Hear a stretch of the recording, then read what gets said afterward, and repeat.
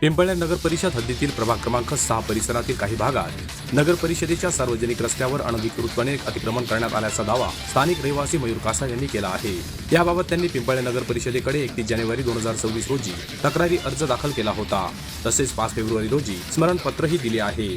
मात्र अद्याप काहीही कार्यवाही झालेली नसल्याने त्यांनी पुन्हा पिंपळणे नगर परिषदेला निवेदन दिले आहे।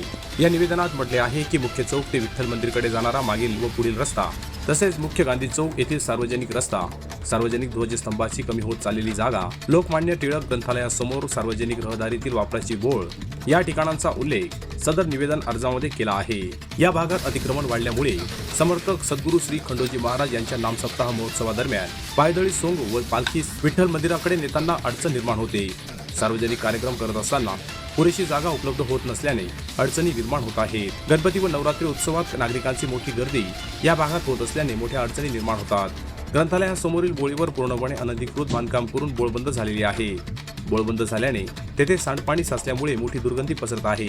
परिणामी आरोग्याचा प्रश्न या ठिकाणी निर्माण होत आहे। या निवेदनावर तब्बल 52 नागरिकांच्या स्वाक्षऱ्या आहेत। दरम्यान या संदर्भात प्रत्यक्ष तपासणी करून पुढील निर्णय घेण्यात येईल असे आश्वासन पिंपळणे नगर परिषदेचे मुख्याधिकारी दीपक पाटील यांनी दिले आहे।